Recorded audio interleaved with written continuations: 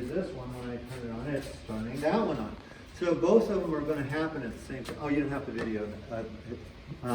Somebody else want to video this one for me? Sure. Okay, very good. Thanks, Ed. Okay, great. Okay, and maybe then if you come over here for me, Shelley. Oh, sure. All right, and if you guys come on this side.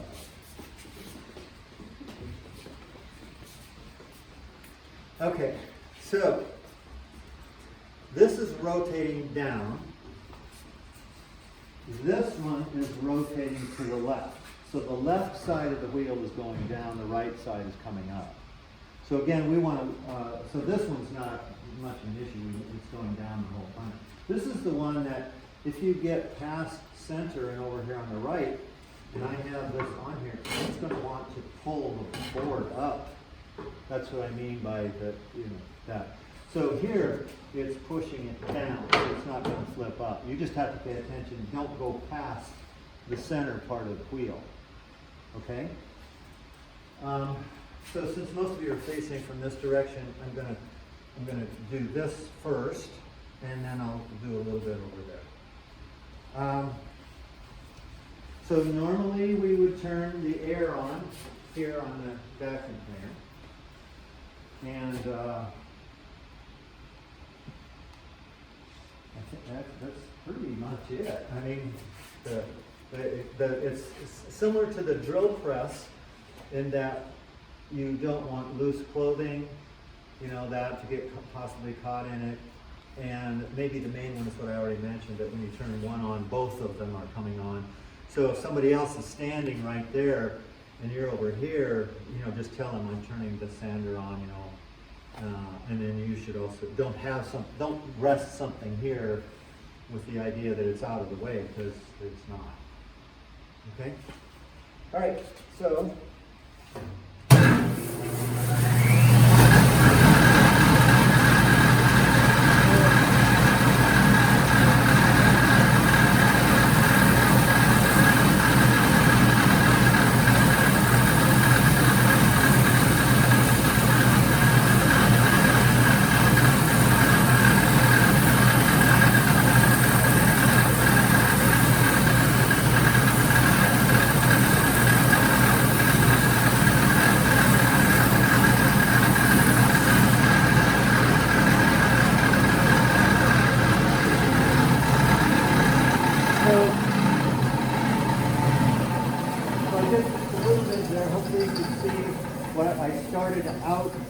Since this was tangent here, I squared that part up first and then kind of rotated it in to get the curve happening smoothly. Okay? Now I'm going to do a similar thing over here. Honestly, to do this kind of thing, this is the best one to do it, I believe. But I'm going to show you over here too.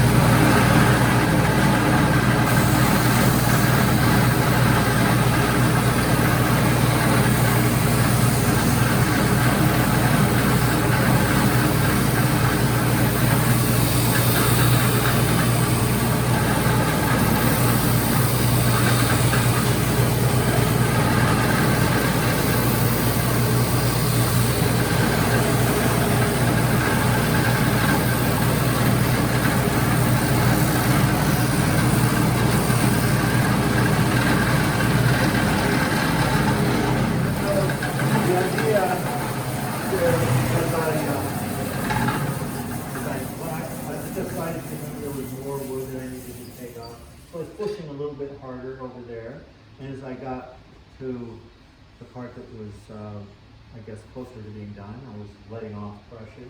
So I was mostly just, rotating it in. I wasn't moving it across. It's more of a rotation.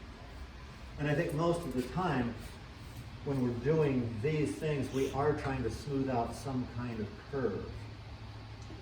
Now, okay, so this is an outside curve. What if we've got an inside curve? It's in here like this. And then we would go to a different sanding machine that's over here. And I'm not going to demonstrate that one today. I'm just going to do these today, and I'll do some of these other ones in the future. But this piece over here has these different spindles, and that they go inside, and that's how you do an inside code. So we'll do those another time. Okay. So the last one that I want to demonstrate today